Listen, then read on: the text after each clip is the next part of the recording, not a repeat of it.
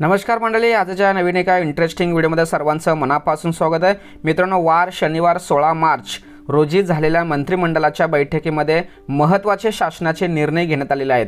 आता हे निर्णय कोणते आहेत आणि ते कोणते निर्णय कशाशी संबंधित आहेत, कोणाच्या बाबतीत उपयुक्त आहेत, याविषयी संपूर्ण माहिती आपण या व्हिडिओमध्ये बघणार आहोत। व्हिडिओला सुरुवात करण्यापूर्वी चॅनलवरती जर नवीन असाल तर कृपा करा चॅनल सबस्क्राइब करा। अशाच महत्त्वपूर्ण व्हिडिओ या चॅनलवरती येत असतात। चला तर मित्रांनो, शासन निर्णय समजून घेऊया। मुख्यमंत्री एकनाथ शिंदे यांच्या अध्यक्षतेखाली आज झालेल्या मंत्रिमंडळाच्या बैठकीमध्ये विविध महत्त्वाचे निर्णय घेण्यात आलेले आहे।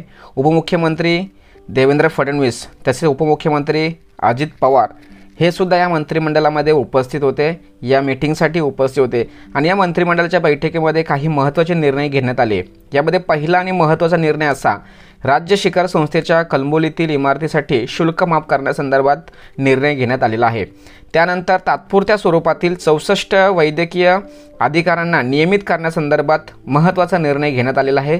त्यानंतर तिसरा महत्त्वाचा निर्णय असा घेतला की मालमत्ता विद्रुपीकरणासाठी आता 1 वर्षाचा कारावास दंडसुद्धा वाढवण्यात आलेला आहे। त्यानंतर 138 जलगती न्यायालयासाठी वाढीव खर्चाला सुद्धा मान्यता दिलेली आहे। संस्कृत, तेलुगू, बंगाली, गोर बंजारा साहित्य अकादमीची स्थापना करण्यासंदर्भात निर्णय घेण्यात आलेला आहे। त्यानंतर पुढचा निर्णय असा आहे की शासकीय निमशासकीय जागांवर आता मोफत चित्रीकरण तुम्हाला करता येणार आहे। त्यानंतर पुढचा महत्त्वाचा निर्णय असा, विणकर समाजासाठी आर्थिक विकास महामंडळामध्ये 50 कोटी भागभांडवलांसंदर्भात निर्णय घेण्यात आलेला आहे।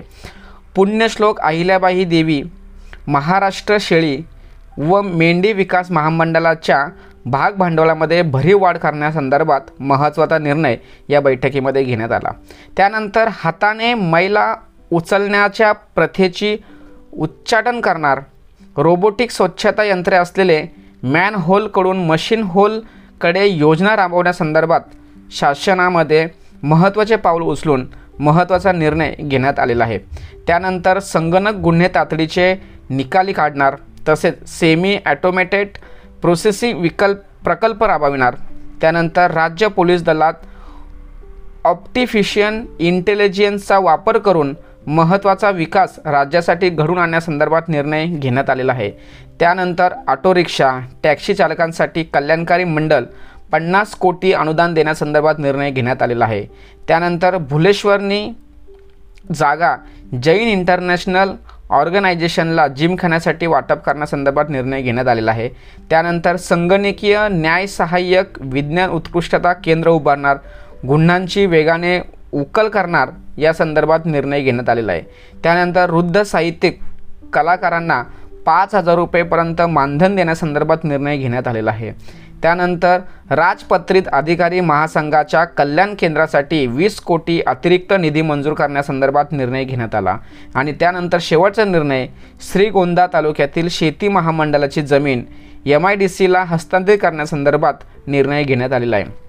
मित्रांनो, अशा पद्धतीने महत्त्वाचे निर्णय आजच्या झालेल्या मंत्रिमंडळाच्या बैठकीमध्ये घेण्यात आलेले आहेत आणि या मंत्रिमंडळाच्या बैठकीमध्ये मुख्यमंत्री आणि दोन्ही उपमुख्यमंत्री हे दोन्हीही उपस्थित होते आणि यांच्या समवेत हे निर्णय घेण्यात आलेले आहेत। मित्रांनो, खूप महत्त्वाचे, उपयुक्त आणि आनंदाचे निर्णय घेण्यात आलेले आहे। सदर निर्णयांची माहिती संपूर्ण महाराष्ट्रामध्ये संपूर्ण नागरिकांपर्यंत पोहोचवण्यासाठी सहकार्य करा। तसेच नवीन व्हिडिओसाठी जय हिंद, जय महाराष्ट्र।